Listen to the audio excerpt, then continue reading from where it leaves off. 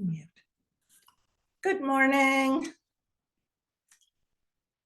Janice, you muted. Well, and so is Janie. Thank you. Okay. Yeah. Good morning. Good morning. Good snowy morning. Yeah, it's kind of pretty. It is pretty. It's just starting to stick to the roads though. Yes. Yeah, it started as rain earlier today. Yeah. Then sleet, I think, and now it's snow. Yep. But we're not going to get as much as they originally had said. That's okay. I hope. I mean, we may still get up to 6 inches. Right. That's what That's I heard. enough. That's enough. And it will be wet building snow. Yes. So power lines could be affected. Let's hope not. I know.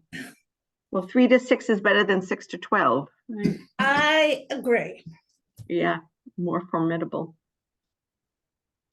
3 to 6, you don't have to close everything down. Although I don't know, do they close things down here? It's normally at 6 inches if that's forecasted. Well, I know public school, Boston Public School School. closed yesterday. They announced yesterday they closed today. Right, that was when we thought we were getting at the foot. Right. Sharon is also closed, as is Maimonides. Right. Although Oh. Mimo had left it that if parking were on-street parking was going to be allowed, that they might have school today. I think it's So not. people I had to heard, wake up and figure that out. They were going to. I think I heard on the news that Boston is not having, the on-street parking. Right. Well, I don't know about Brookline. They were going to let Pete make the decision at 5 in the morning, I think, is what Alexis told me. So I wonder if Shas is having school. If No, they're not. No, Closed it.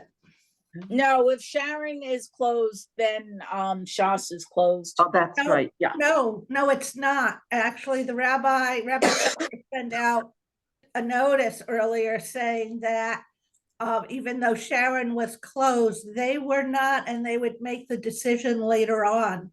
And I think around 9 o'clock, they made the decision. Several hours after Sharon. Yeah. Oh, Well, I did they guess Shas close? starts later than Maimonides, so maybe Yeah. that's why they took their time. Did Shas close? They did close, but Rabbi Safa made it clear just that it was just because Sharon closed didn't mean that they would, and they were going to wait till closer. Yeah. Heather, we can't see your face. Do you want to move more closer Oh, no, to John? I wanted to hide. Thank you. You're welcome. Come on, Well, it's nice to snuggle up see your with face. John. That's not sneeze. Oh, we're husband and At wife. your We can age? do that. Not in public. At Go our ahead age, and kiss. huh? It was in the Wall Street Journal today about these couples that are publicly demonstrating their affection. It's called PDA, public display of affection. PDA is a term I'm familiar with because we used it in the middle school a lot when we would tell the kids no PDAs in the hallway or. Well, Okay, I was reading. going back years and years and years, when I was in high school and I was on USY on Wheels, PDA was very well known. Yes. No PDA allowed. Right. Mhm. So we're talking over 50 years ago. Yeah. It's Well, I was nothing reading new. about the violence in not Grafton new. High School, and they're having big time PDAs in the classrooms, even. Yeah. So it's Well, and disregard. so in of the sneeze. Catholic schools where they used to have dances, Mhm. the nuns would come by and say, when the boys and girls were dancing together, leave enough room so that the Holy Ghost can stand in between the two of you. Oh, no, my understanding was Yeah. from friends that they came actually with their hands and between the couple and spread them apart. Mm. Yeah. Good morning, all. Good Morning. morning, happy snowy morning. Good morning. Indeed. My kids woke up so early to see the snow and were severely underwhelmed when it was raining. Well, because it didn't start until like 8. Yeah, just I but the was joy, too. I was the joy also, of it. I'm just like the kids. I don't know if it's that many years being a teacher. Snow days get me excited and I like to look at the snow and Well, you have a beautiful yard, Heather, to look out at. You know, the vista from your yard is beautiful. We share a similar Yes, we vista, do. so Yeah.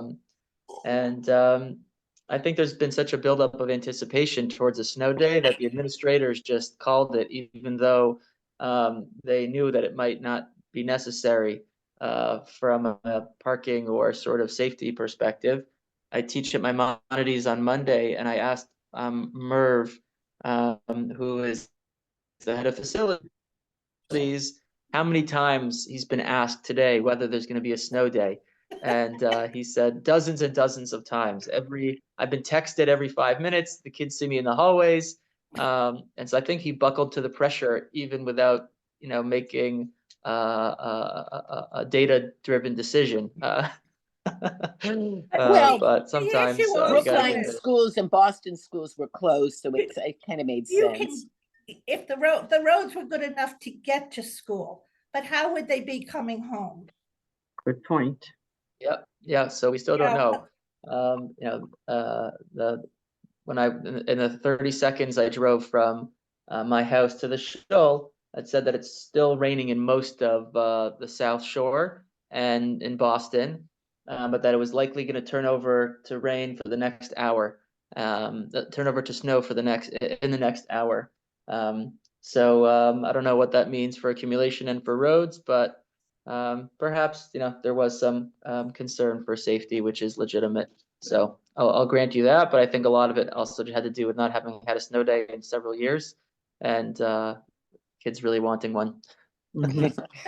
Well, I didn't take any chances. My car is running now with the wipers going, and it's at the end of the driveway. So when I leave for my exercise class, I'll just hop in and go. Okay. I hope no one steals the car. I hope so.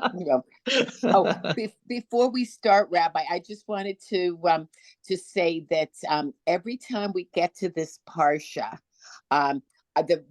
the thoughts in my mind are always the same. That we just in Parshas Yisro we had the Aseres Hadibros, which start out the first 5 are supposed to be mitzvah between Adam and Makom, and the next 5 are between Adam and Chavero.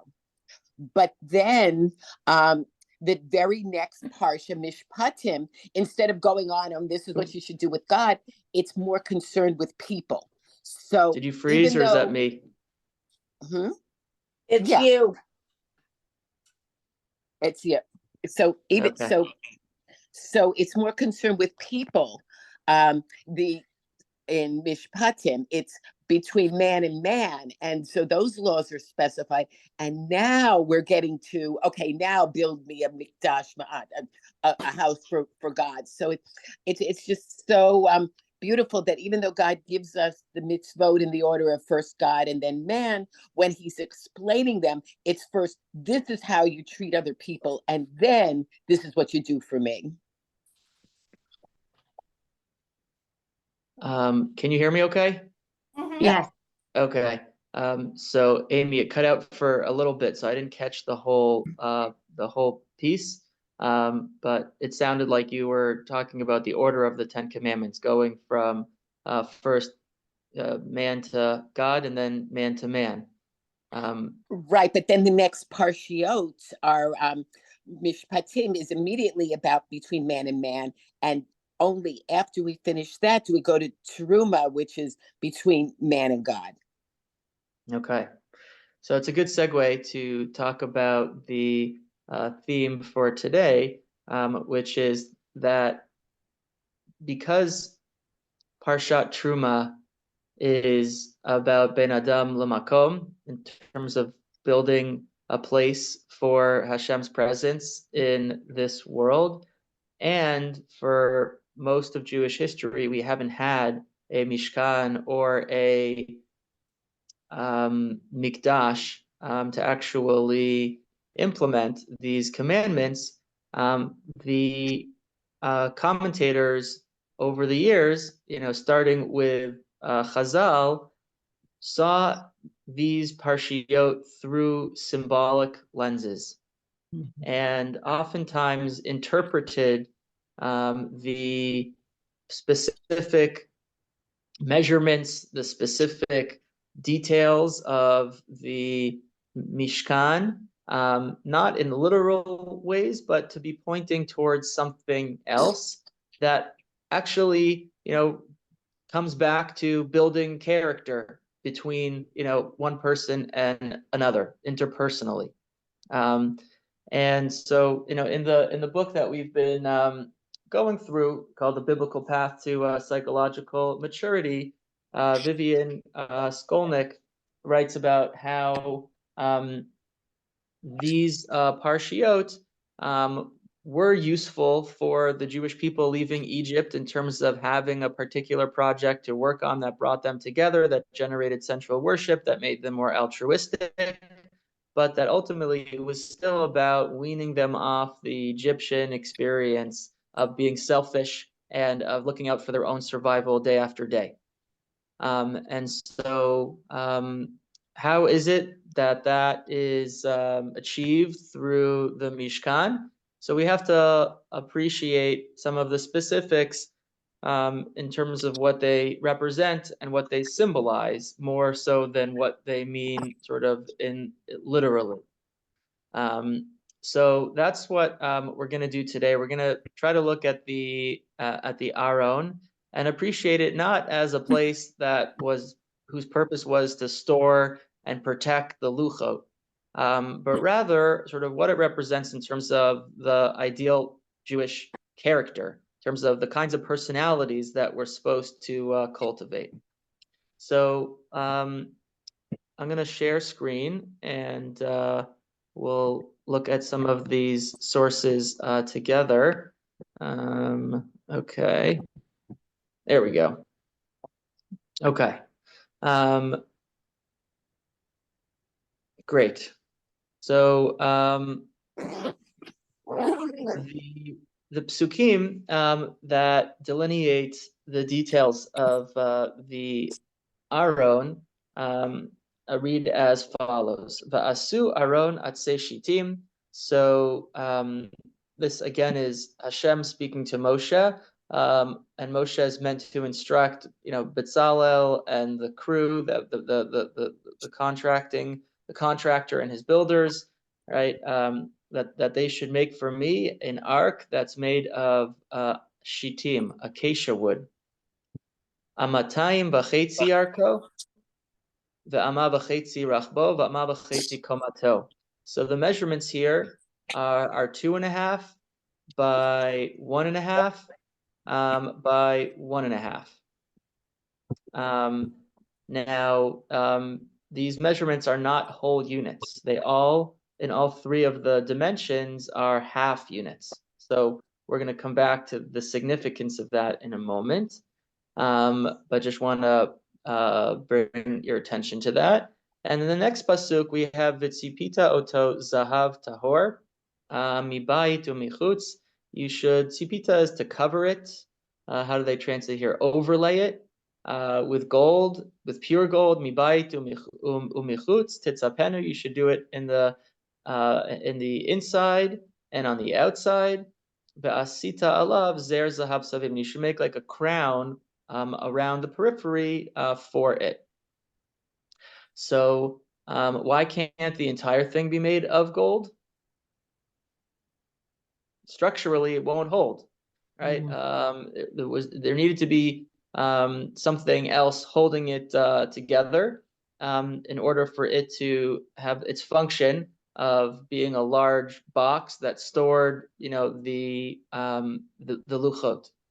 So the Gemara starts this tradition of looking at the specs of the kalim, of the instrument, of the vessels of the mikdash, in sort of homiletic, sort of moralistic ways. So the one that we might be most familiar with, which I want to try to scrutinize a little bit today, is the mibayit umichutz titzapenu. This is the Gemara and Yoma and source number 2 that you're meant to cover it in the inside and the outside. Amarava kol tamid chacham she'ein tocho kibaro eino tamid chacham. That anybody whose insides are not like their outsides is not really a student of Torah. So what does that mean? How do you make sense of this dictum, of this notion of whose outward expression, their inside expression should be like their outside expression? It makes me think of, are we mute? It makes me think a little bit of people I knew who would keep kosher in the house, but not out of the house. Okay. So there's a little bit of inconsistency in terms of practice in private versus practice in public. So usually the direction is the opposite of the example, you know, that you gave, Heather, which is that in public sometimes people want to conform socially, and so they would practice stricter things, you know, than they would in their home. Right? That's sort of a phenomena that's been labeled social orthodoxy by Jay Lefkowitz, of people who want to, you know, be part of a particular group of people, so they, you know, comply with the standards of that group without necessarily believing in private about the intrinsic meaning and value and truth of those practices. But you're suggesting the opposite of people who, you know, they keep a kosher home, but outside the home, they're a little bit looser, right? It was So partly because they wanted kosher people to be able to eat in their homes. right. So they did indeed want to be integrated into the community by having people over for Shabbat meals. And so that was certainly a common practice, you know, among even traditional Jews in America for some time, and still does exist, but I think with less and less frequency. So indeed, that's one good example of what Rava is talking about here. When the Aron looked the same on the inside and the outside, the significance of that was about consistency and not being duplicitous or sort of double standard or hypocritical. And to be a student of Torah means to be the same on the inside as on the outside. Janice. Yes. I thought of what Jews had to do during the Spanish Inquisition. On the outside, they conformed to Catholicism, went to church and so forth.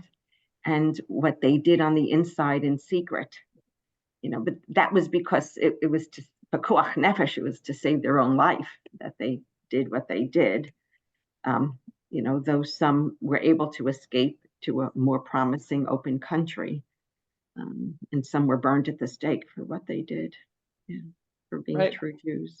That was an example in Jewish history in which there was widespread sort of inconsistency for the sake of survival. Yes. Indeed. So a few questions on this sort of moralistic read of the ark's makeup.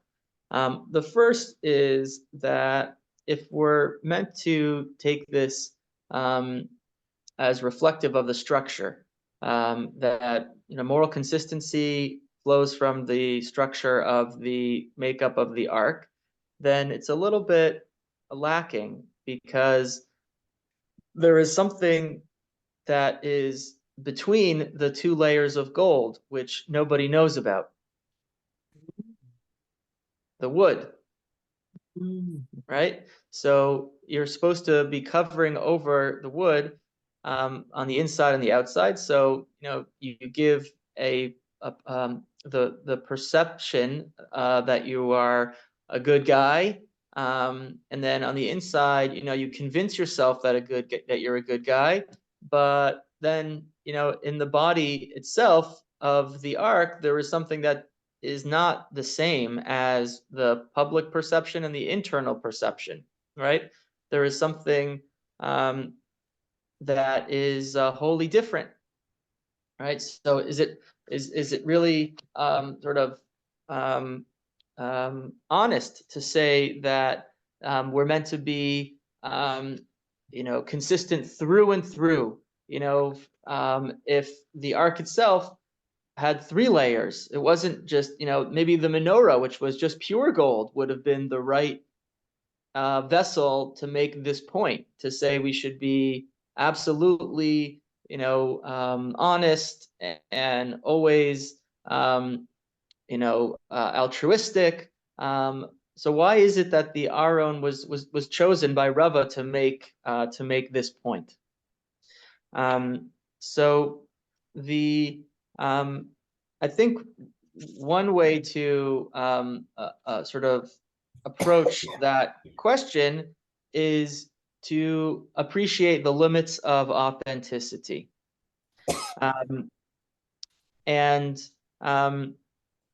Being authentic is generally viewed as a valuable trait, right? Knowing your thoughts, emotions, beliefs, and values, and then acting and interacting with the world based on those internal characteristics is a core, principle of honesty, of integrity, and it's also part of sort of a psychological health and well-being. But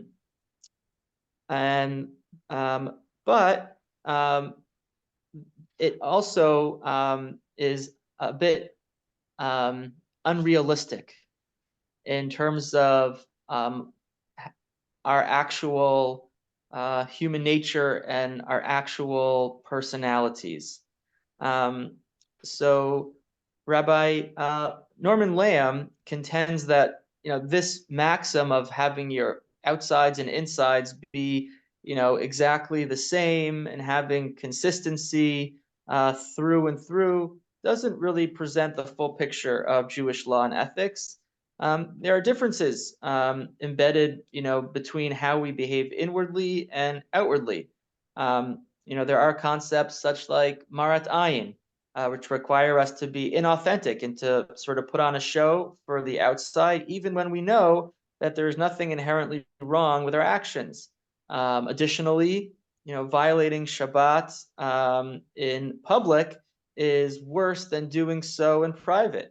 So how precisely are we meant to understand the value of having our insides like our outsides? So perhaps a closer read of Rava's statement helps us uncover sort of the boundaries of this message. Rava does not suggest that our outsides should be like our insides, but rather that our insides should be like our outsides. I'll say that one more time. When Rava makes the statement of Talmid Chacham Tocho Kiboro, he's saying that our insides should be like our outsides. And that's not the same as our outsides being like our insides. Rava does not suggest that our outside should be like our inside, but rather our inside should be like our outsides. There are parameters of how we are to behave on the outside. There is proper etiquette. There are mitzvot that we are instructed to follow, even if our insides are not properly refined or aligned. If our insides are cruel, filthy, and corrupt, then we are still better off projecting an image of being clean and compassionate to the outside world.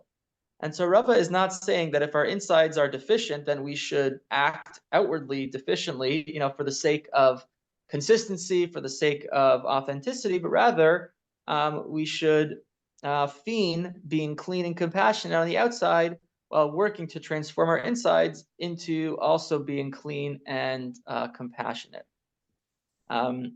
So I think having some wood in between the two sides helps us appreciate that we're always working towards having consistency, but oftentimes our insides are not going to match what we will be doing externally, and that's okay.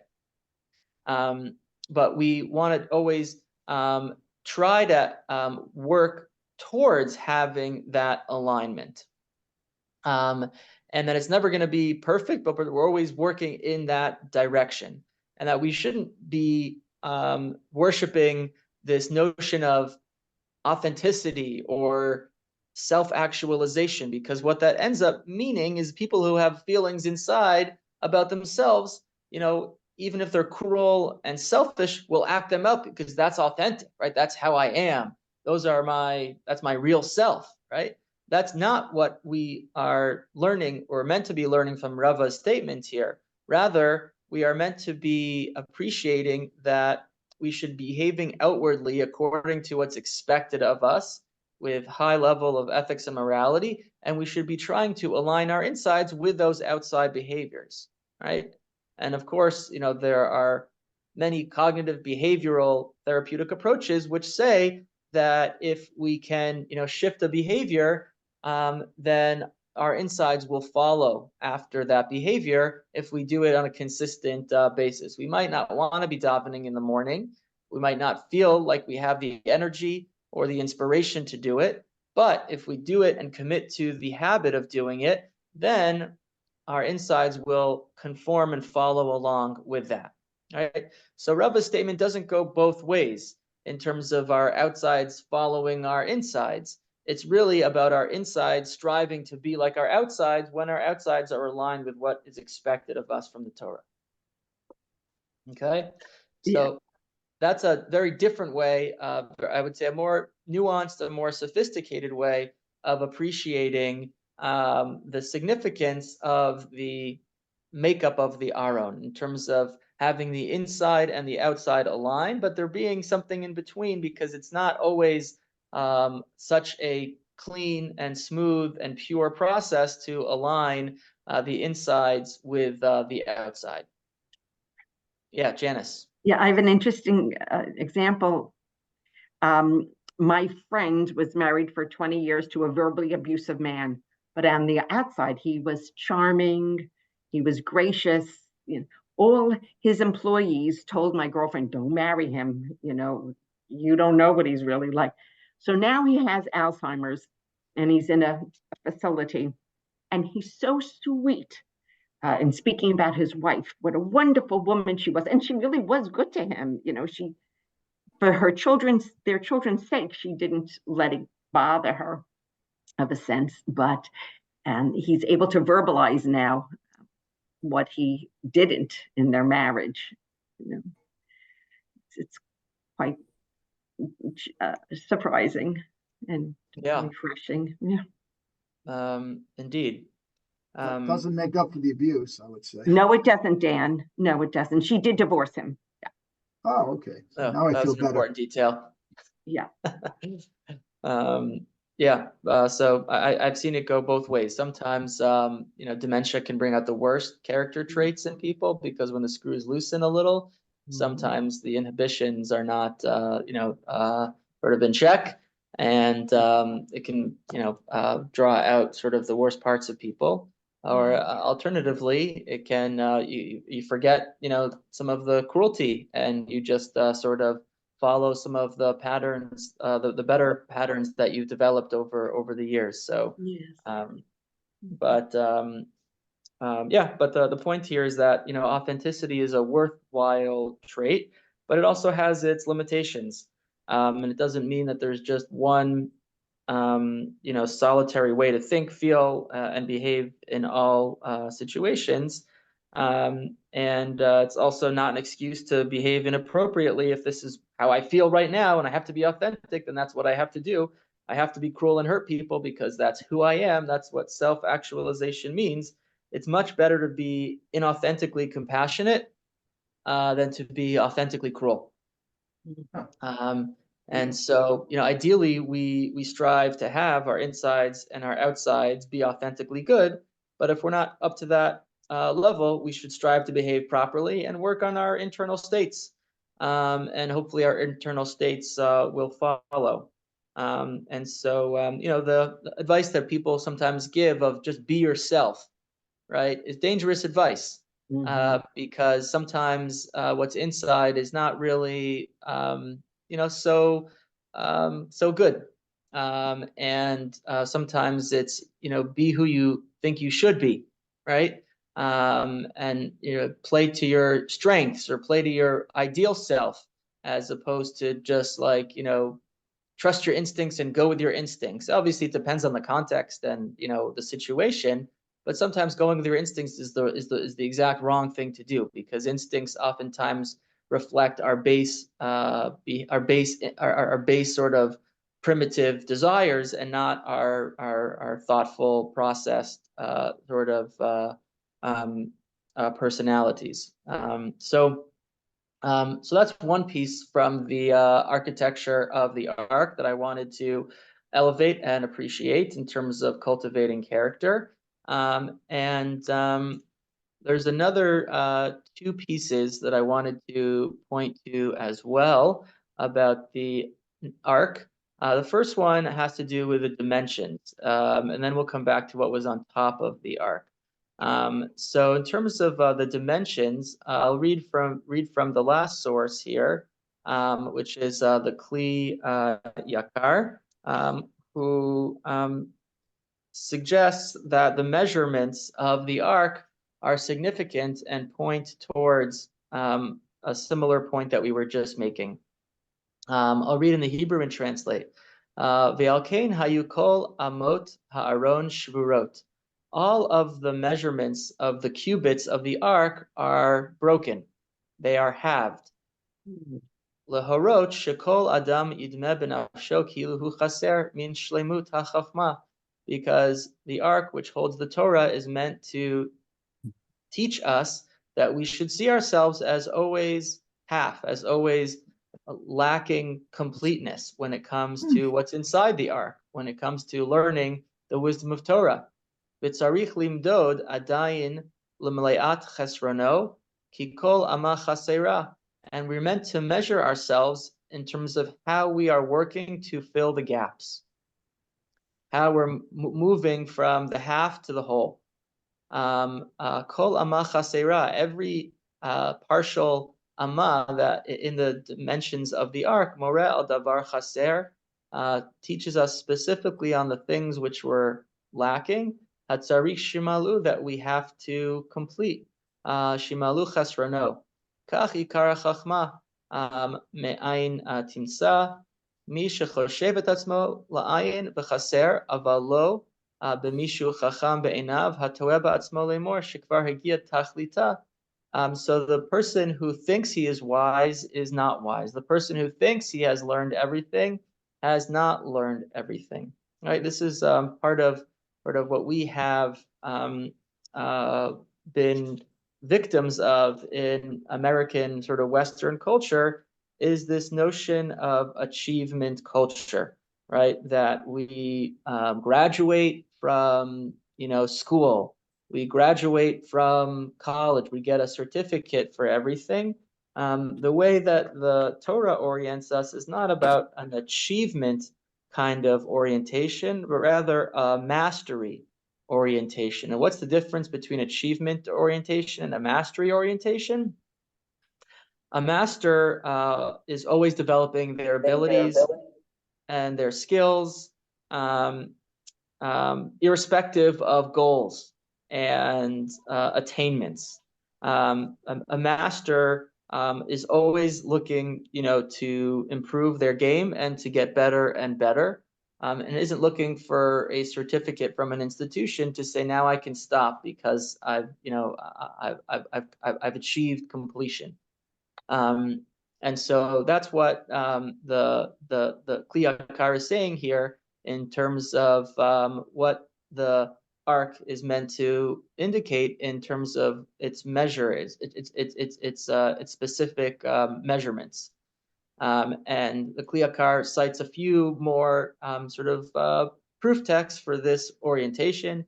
Ki ezehu chacham halomed mikol adam, which we're familiar with. Anybody who is wise is somebody who is always learning, right? What do we call a wise person? A talmid chacham, right? Not somebody who is wise, but somebody who is a wise student, because we're all meant to be lifelong learners, right? Hachoshev shehu chaser min hachachma v'hu tzarich od lehitlamed, right? Because we're all meant to always be thinking that we have yet more to learn. And so too with our relationship with God and our knowledge of God. Right, this is a quote from the Greek philosophers. Tachlit hayediyah shneda shelo nadacha. The goal of knowledge is to know that we don't know. I think that was Socrates and the Socratic paradox, which is the only thing I know is that I know nothing. The more we know, we're meant to have more intellectual humility to know how much more there is to know. So that's a little bit of Torah Umada that the Kli Yakar is citing a secular source to show that there is alignment between the Torah orientation and this approach to wisdom. This is something that the Rambam quotes a lot, who quoted Aristotle and the Greeks, that the goal of knowing is to know that you don't know, and that there's so much more to learn. And so v'alkein hayu kol umot ha'aron shvurot, and that's why, as we've said, all of the measurements were halved in all three directions: ba'orech, b'koma, v'rochev, in the width, in the height, and in the length, which correspond to three different types of three different dimensions of knowledge about the breadth, about the depth, and about the lengths of knowledge. That in each of those domains we're meant to have humility to know that there's always more to know. So that's one piece. Hold on, Janice. I want to get to the next piece, and then we'll take your comment. So the other piece about the Aron is that it had not just a crown, but it had kruvim that were meant to cover it. And the Torah details these kruvim right after detailing the dimensions of the ark, and says, "Ve'asita shnaim kruvim zahav." You should make these gold cherubs, we'll call them for now, and they should be miksheh. They should be done through hammering through a solid piece, as opposed to a composite. Mishnei kitzot hakaporet, and they should come from opposite sides, opposite corners of the square top of the aron. And my kruv, what is a kruv? The Gemara in Sukkah wonders and asks, what is a cherub? Like this word doesn't appear elsewhere to be able to hyperlink it to give it some definition. So there's some mystery around what the kruvim actually were meant to look like. But Amar Rabbi Avahu speculates, ki ravia. So the chaf is the chaf hadimyon, that makes it similar to something. And what's rivaya? Rivaya is a child. Shekain beBavel korin lianuka rivaya.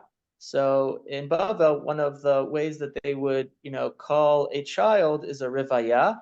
And so there is some, etymological similarity between Aramaic and Hebrew, that there is the rivayat alludes to a young person. And so Rabbi Avahu speculated that the kruvim were meant to depict the faces of children. And why is that significant? Why should the face of a child be upon the ark? And so again, the Kli Yakar posits that child orientation towards the world is in some ways the orientation that all adults should maintain. Of course, there are some things that we mature out of, but the curiosity of children to learn and to discover is something that should be sustained even in adulthood.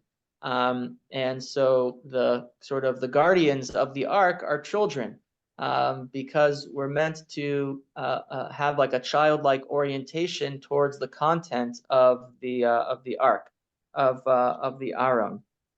were meant to sort of appreciate that we have a never-ending thirst and quest for growth and for pining, the depths of the Torah.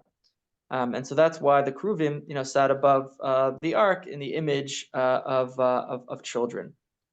So that also sort of is points to the same sort of point, which is that the furniture of the Mishkan wasn't just functional. It was symbolic in terms of how it was meant to teach the people about what was the ideal personality and character type. Because ultimately there were so few people who were actually involved in Jewish history in making these, pieces of furniture, that it couldn't just be limited to that small audience. It was meant to be instructive, far beyond. So this kind of treatment of each of the vessels, from the ark to the shulchan to the menorah, is sort of an approach that Chazal took to make the specifics of the Mishkan relevant across time. Okay, Janice, what was your question? When you started to say about the half measurements, I thought of the broken luchos that's in the Aron, representing we made mistakes, but we must continue trying to put a wholeness together in that area of our life. Yep, 100%. The Gemara says that even when the new luchot were brought down from Har Sinai for the second time, the broken ones were meant to still be there, which, homiletically can, signal to us that we shouldn't forget about our broken past. We should use it as an engine for growth. We shouldn't discard our mistakes, but we should be able to have them in our awareness so that we're always learning from them. So yeah, indeed, that's a good sort of additional sort of notion of this growth mindset, of this awareness that we are ultimately all works in progress. Thank you. Okay, well, I hope this helps make us a little bit more appreciative of reading through the details of Parsha Truma and Tetzaveh, because there's going to be a lot of architectural stuff, in the weeks ahead, and we need to try and connect to it in a way that's personally relevant and not sort of think that that's ancient, but it's contemporary. If we can, put a lens of, of character development, up to interpret it through. So any other thoughts or comments? Yeah, Jill.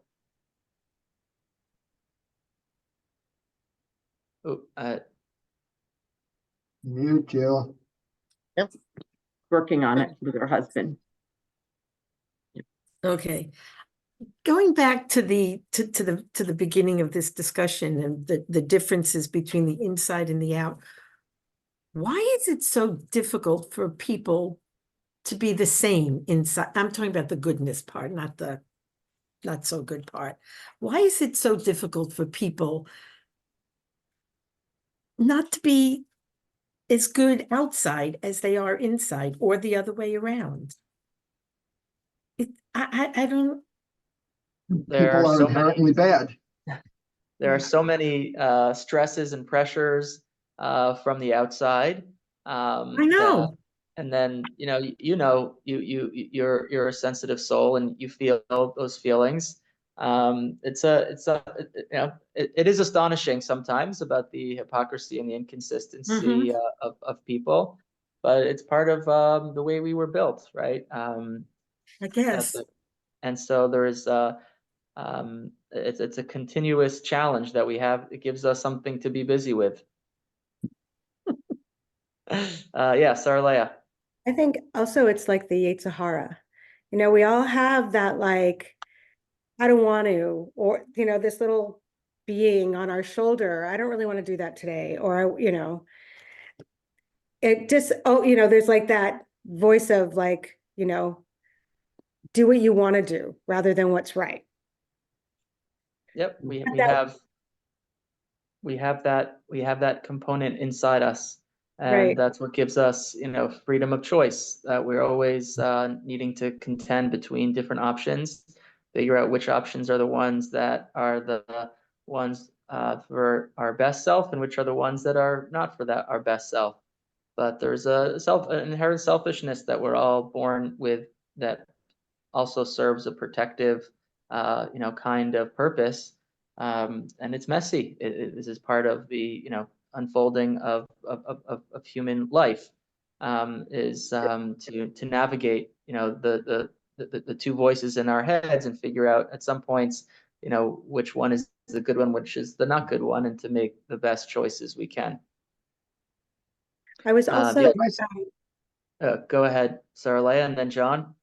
I was also, back to that first point also, you know, when on my road to becoming like an Orthodox Jew, I was much more in the Haredi world. And it was so, I just remember being so difficult for me to have this very frum person on the outside, and they're totally speaking Lashon Hara.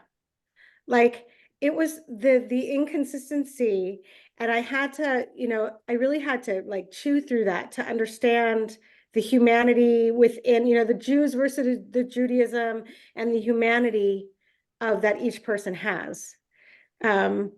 It's such a very vibrant, and I think still am. And then I come to Sharon, which is very Northern Orthodox, and I'm in line picking up my kids or drop off at the preschool, and like this amazing woman, and she's dropping her kids off in this Orthodox community in like leggings.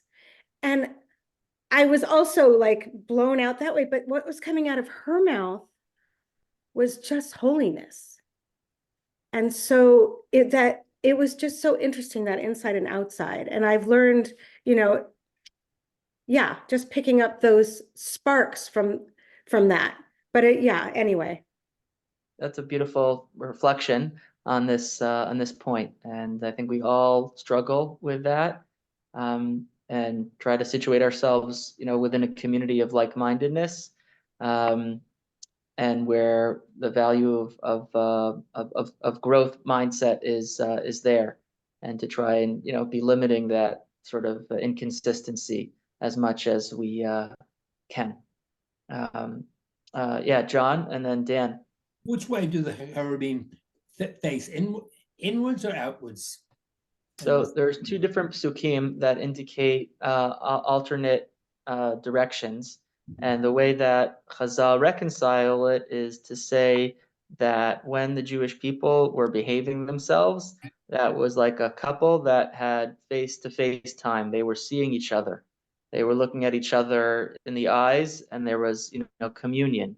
And when there was, the Jewish people were not in good relation with their creator, then the Kruvim would turn and face outward, like a couple that is back to back, but not really seeing each other.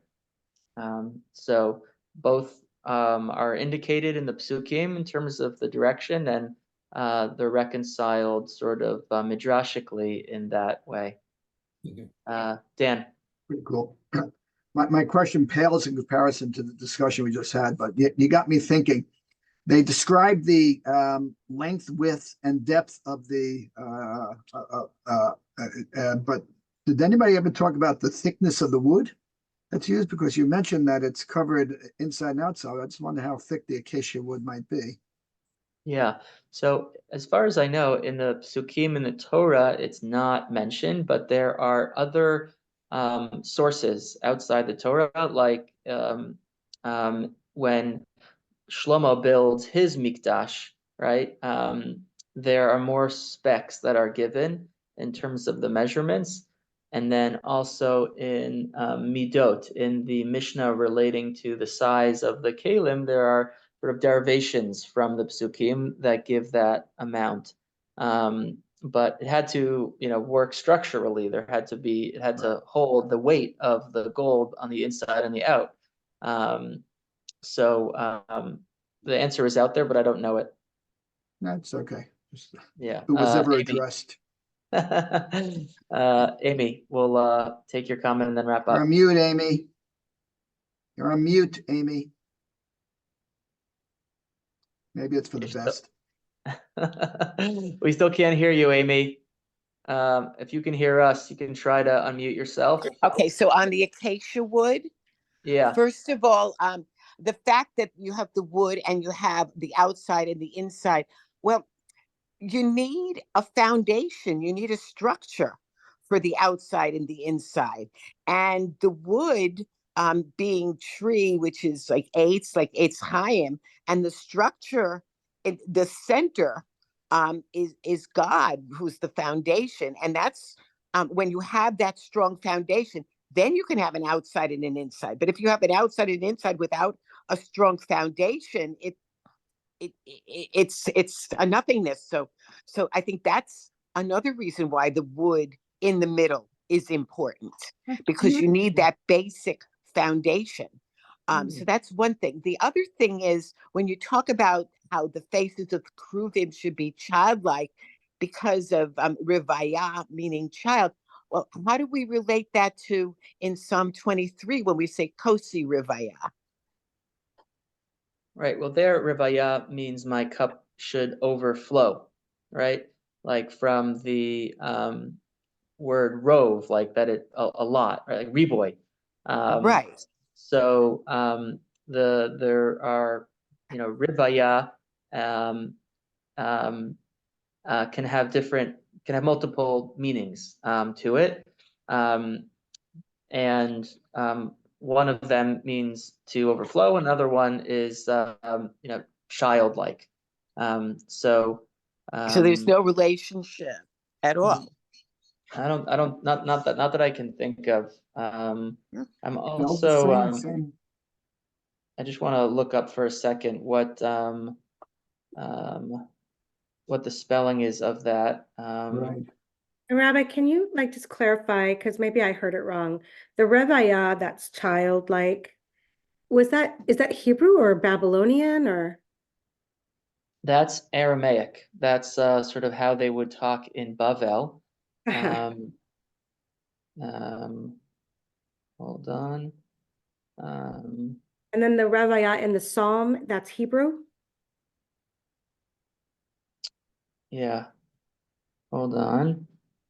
Yeah, so that's what I thought. I wanted to just confirm that in Mizmor Chaf Gimel, the Kosi Rivaya is spelled Reish Vav Yud Hey. It's a different spelling. Okay. So the Rivaya is with a vet. That means children. So it's not actually the same word at all, even though it sounds like it is.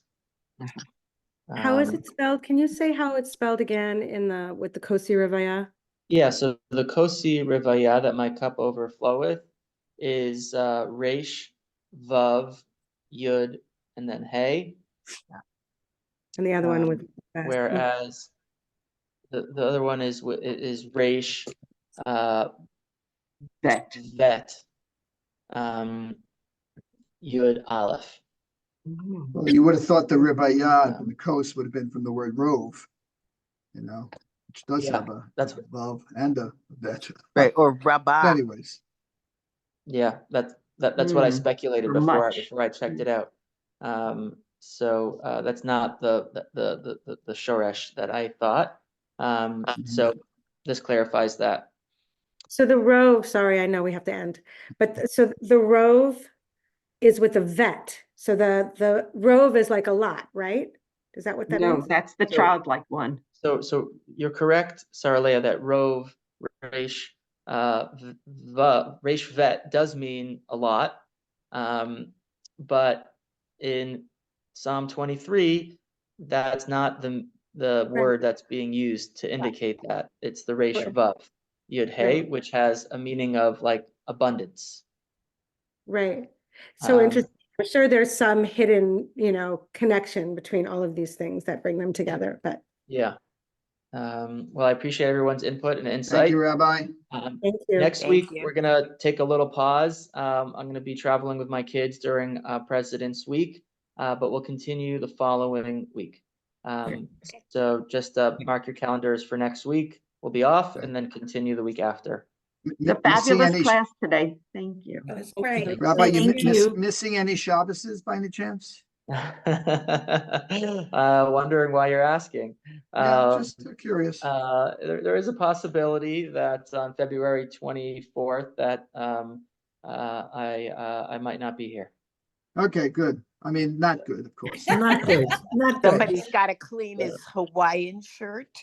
Yeah, shh, Just don't asking. blow the cover. I don't know about that, remember? Okay, Rabbi, thank you. Okay. Okay, Have a Oh, wonderful Rabbi, day. is Have a Sandy good in the office vacation. today? thank you. Have a What was safe- that, Sandy Sandy? in the office? No, she's working from home today. Oh, okay. No, because I have to ask her something. Okay, thanks. You Be can email careful her. driving, Amy. Take care of Okay. yourself. Bye-bye. Okay. Bye, Bye. everybody. Thank you. Yeah, you're welcome. Thank you.